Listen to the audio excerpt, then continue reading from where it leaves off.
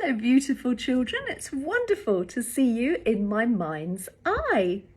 Are we ready to do the 6th parsha in the 2nd book of the Torah? We're on for Parshat Mishpatim, about rules and laws, in the 2nd book of the Torah called Shemot. Are we ready to roll back the time together? Should we do it? Rolling back the time, and one more, rolling back the time, and one more, rolling back the time, and thinking and thinking and thinking. Okay, so in this week's parsha, the first thing we know is that the Bnei Israel, the Jewish people, they've had the Torah. We've had the Torah at Har Sinai, and now the Jewish people are going to be told all sorts of rules. But first of all, Moshe has to learn the rules and then give them over to the people. Well, how does he do that? Just go, Moshe, people, learn the rules, be cool. No, not quite like that. But it is very cool to learn the Torah. Ben Adam lemakom, between man and Hashem. Those rules we learn. And Ben Adam lechavero, between man and his friend. Those rules we learn. So how does it happen? Well, Moshe beckons Aharon over once Moshe has learned the Torah from Hashem. Moshe then teaches it to Aharon. Aharon then will learn it from Moshe. Moshe will then teach Aharon's sons, Eliezer and Itamar. So Moshe will teach Aaron. Moshe will teach Aharon's sons, Elazar and Itamar. Moshe will call in the Skenim, the 70 elders, and teach them. And Moshe will tell Bnei Israel. So how many times has Moshe been teaching? 4 times. You know, when we're teachers, children, we love teaching. And actually, we love teaching the same thing again and again and again because we learn it better as teachers. And every time we teach it, we learn something else as we're teaching it to you. And we learn something from you, beautiful children. Every time I've done a children's service, I've learned something. So Moshe teaches 4 times. He teaches, do you remember? Aharon, his brother. He then teaches Aharon's sons, Elazar and Itamar. He then teaches the Skenim, and he then teaches all of the Bnei Israel. So everybody is learning it 4 times. Ve'ela Mishpatim asher tasim lifnehem. So there you go. Here is, I don't know if you hopefully can see my laminate. So that is the first thing about learning the Torah. So see if you can see it there as well. There we go. Moshe teaches Aaron. Moshe teaches Aaron's sons. Moshe teaches the Skenim. The Bnei Israel are taught by Moshe. Okay, well done. Next one. Now this is a little bit difficult to understand. And I'm not going to use the name slave. I'm going to say that this person actually decided to go into service for someone else, because I want to make sure that this is nothing to do with the evil and odious slave trade, which is totally forbidden, was totally horrible and heinous, and this is not the same thing.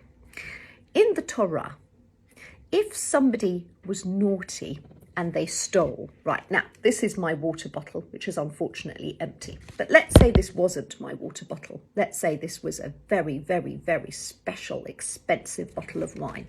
Or let's say in the olden days, everybody needed their sheep and their goats and their cattle and their cows and whatever. And this person did a very naughty thing and he stole a lamb, or he stole a sheep, or he stole a goat, or he stole a bull, or he stole an ox, or he stole something very special and very important. Okay, if the person, and we call someone like that a thief, someone who's stolen something, it's really not nice. It's not like borrowing, it's when you don't ask permission. So he stole something. Okay, one option. If you stole something, the obvious thing is give it back straight away. Say sorry, give it back. Okay, you've apologized, you've given it back, fair enough. But what if you've sold the lamb, or you've broken the bottle, or you've done something really silly with it. Maybe you've eaten it. Then what do you do? Well, that's why we have our wonderful judges who decide what happens. So if you have stolen something and you can't afford to pay it back because you would have to pay double, then what do you do? Well, then the Skenim would decide that that person would go into service. He would go and work for a Jewish family to pay off his debt, to pay off how much he owed. Okay. So is his life going to be very, very bad with this Jewish family? Are they able to mistreat him? Of course not. First of all, how long do you have to work off your debt? 100 years? 30 years? 40 years? 20 years? 10 years? 2 years? The answer is you can work off your debt for a total of 6 years. But when there is the Shemitah, that is when Jewish people need to leave the fields fallow so that you cannot plant anything in an place where there's olives or a place where there's grapes called a vineyard. You must leave the field fallow and you can't grow anything in it. And then people and animals can come and enjoy the fruit or anything that falls, or anything that happens there. That's called Shemitah in the 7th year. So in the 7th year, the Jewish person who is in service will be allowed to go free. Okay.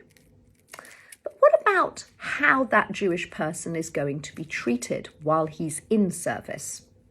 Well, there are certain rules. Number 1, they don't work nights. They can't do night shifts. Number 2, they don't do demeaning jobs. Number 3, they have the same food and bedding as their masters. And they mustn't do unnecessary work. Ki sikneh eved ivri shesh shanim ya'avod uvashvi'it yetzeh b'chavshi b'chinam. So 6 years he works, 7th year he goes free. Those are the rules. Easy peasy lemon squeezy. So there you go. That's the rules about someone who has to go into service because he's done something wrong and he's misbehaved. So Jewish slaves are set free in the Shemitah or the Yovel year. They don't work nights. They don't do demeaning jobs. They have the same food and bedding as their masters, and they don't do unnecessary work. So the master can't say, do you know what, can you just do a headstand? I've got people coming over for a party and I'd like you to sort of look silly. No, you can't do that. You know what, I've got a really old camper bed over here. It's not really very comfortable. Do you want to lie down on that? No, you have to have the same bed as everybody else. Of course, sometimes camper beds are absolutely amazing, and if you need to, sleep on them, that's fine. But for the purpose of being in service, you have to have the same thing as your master would have. Okay. What if somebody goes to work and somebody else hasn't kept the outside of the workplace safe? And because it hasn't been safe, somebody falls down and they break their leg, or they break their nose, or they break their chin, or they break their shoulder. Or any of your mummies and daddies doctors, you can ask them about all the different parts of the body that you can break. Must be loads. Okay, but don't worry, we're all taking good care of each other. So just be careful in the snow and the ice. But I think at the moment we've lost that for now. An eye for an eye, a tooth for a tooth, a hand for a hand, a foot for a foot, a burn for a burn, a wound for a wound, a bruise for a bruise.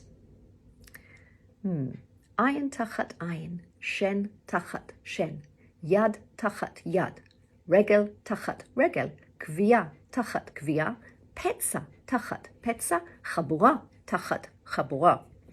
If a Jew wounds another person, so somebody gets injured because of the negligence, they should have looked after somebody properly and they didn't, then the Jew must pay him back money.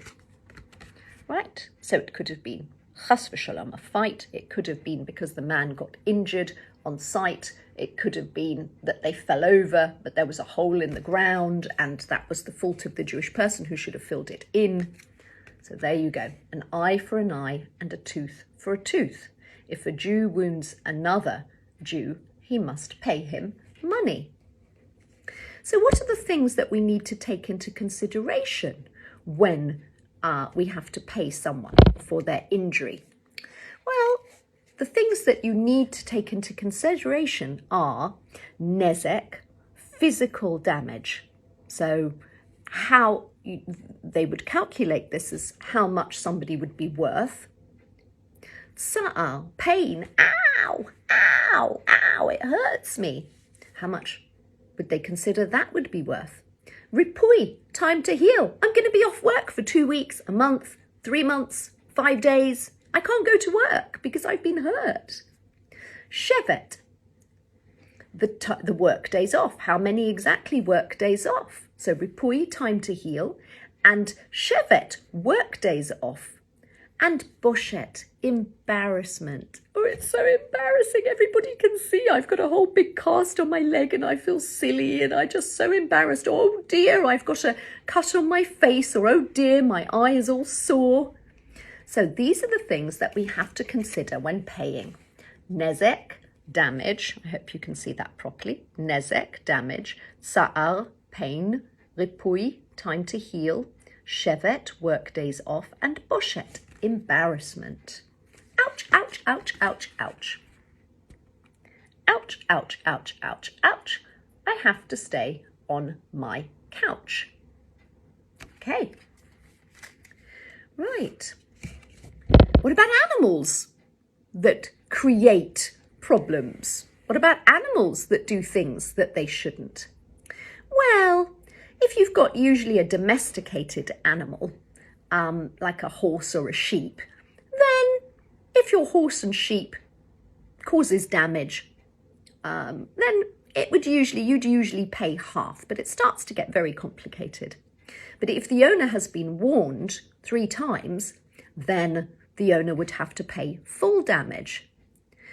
What if what if it's a wild animal? SPS, some people say, aka also known as the medrash. So what 6 animals can you give as a wild animal? What would you give as a wild animal? Would you give an elephant? That's not been listed. Would you give a tiger? That was not listed, but they're obviously wild animals. So what wild animals do our sages give us as examples? So a wolf is a wild animal. A lion is a wild animal. A panther is a wild animal.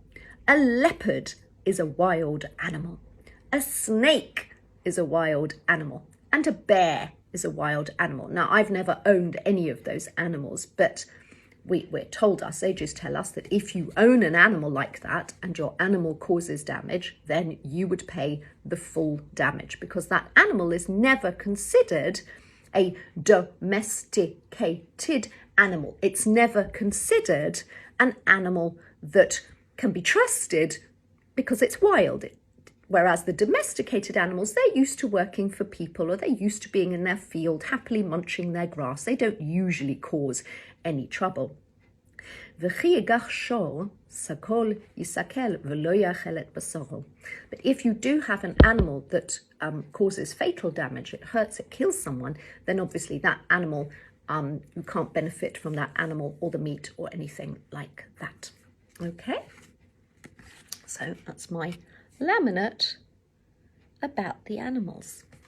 Okay, so a domesticated animal that causes damage, the owner pays half.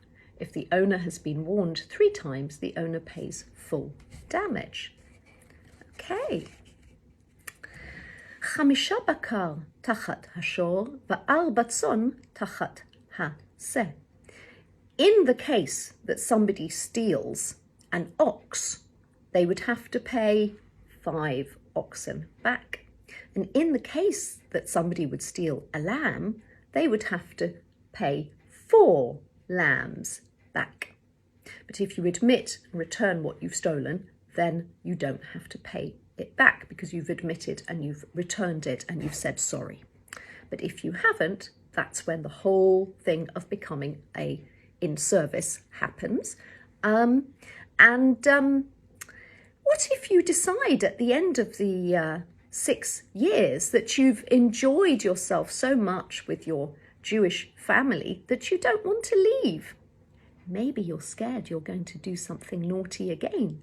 Or maybe you don't have enough faith, emunah in Hashem, that you can be trusted to behave. Or maybe you just don't have enough faith in Hashem when you should do, and you should be wanting to go back to your normal life again.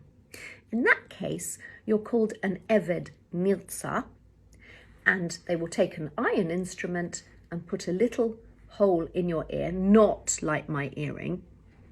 So I'm not an Eved Nirtza. And then maybe you have a Canaanite family. In those days, things were very different. And so maybe you just wanted to stay with your Jewish master who was treating you very well. In that case, you would have a hole bored into your ear with an iron instrument. You would be called an Eved Niltza. And then you would be able to stay with your master until the Yovel year. The Yovel year is connected to the Shemitah. So every 7th Yovel, you would have a Shemitah, which is in the 50th year. So you could stay that long if you really, really, really wanted to. But in the Yovel year, whenever that came, everybody would be set free regardless. You could not stay in service beyond that point. Okay. What happens if there's a fire? Who's responsible? Well, you are. You are responsible for your fire. Even from a fire in your own field, which somehow spread and ate up the corn in somebody else's field, you are responsible. Even a fire in your oven, in your house, and it ended up burning somebody else's house down, you are responsible. There you go. Ki yiv'er ish sadeh or cherem yishalem. You are responsible. You are responsible for a fire. Okay. Okay. If you are responsible for a fire, you have to pay full damages, even if it spreads from your field and land. Right. Now, what about looking after things for other people? There are different groups, and this also I find very confusing. But let's try and make it not so confusing. So, you could be a shomer chinam. You could be an unpaid watchman. You're doing someone a favor. Somebody says, can you watch my bottle? Can you watch my pen? Okay, I'm going to use those examples, but it could be anything. And what happens if the pen breaks or is stolen or something happens to it? Okay, if I am not negligent, that means if I haven't been careless and I haven't, I've done everything I can to watch it properly, but something still happened, then I don't have to pay any money back because it wasn't my fault. I was doing the best I could. I wasn't negligent. Okay, 3 syllables. Then there's a shomer sachar. Somebody's paid me to look after this pen, or somebody's paid me to watch something for them. Okay, again, if I'm not negligent, that means I've done my job as well as I can, but through no fault of my own, the thing has broken or come to damage, then I don't have to pay back. Socher, I'm renting this pen, I'm renting this flat. Then what? Like a shomer zachar. If I'm not negligent, if I haven't done something on purpose to break it, or I've done my best to look after it, I haven't gone to sleep while I'm looking after it, then I don't have to pay it back. What about sho'el, borrowing? I'm borrowing. How many times do you say to your friends, can I just borrow that pencil? Can I just borrow that pen? Can I just borrow that for a minute? Okay, well, if something happens to it, then you do have to pay it back, but not if it breaks doing what it normally should do. So for example, if I have this pen and I'm not pressing hard on it, but as I'm writing, the pen breaks, then it's not my fault. The pen is being used as it should be used. I'm not using it as a sort of a biting thing. Never bite your pens, or it's germs and yucky. You know, I'm not playing with it. If I was throwing it up in the air or trying to break it, then I would be responsible. You mustn't do that. You have to look after things if people give them to you. Or a pencil that the nib breaks, you know, that it just breaks because as you're writing it breaks, and you've got to do a sharpening. And then have you ever had a pencil like that you keep sharpening and sharpening and sharpening and it doesn't work and it keeps breaking and keeps sharpening because you're not responsible for that because the pencil is being used as it should be used. It's not your fault that it broke. Okay, so there you go. That's basically the rules on watching something and looking after something. If it breaks accidentally, the watchman is not guilty. But if property is lost or stolen, then the watchman is responsible. Okay. Be nice. Who do we have to be nice to in this week's parsha? Well, be nice to everyone, okay, children. That's like goes without saying. You don't be mean to anybody. Nobody is somebody that needs to be treated badly. If you have a problem with someone who's behaving in a way that isn't nice, you tell your mummies and daddies. You use your words, not your hands, and you tell them that you don't like the way they're behaving. And if you have to, then you have to report them. Okay, but the Torah tells us to be very nice to certain specific people.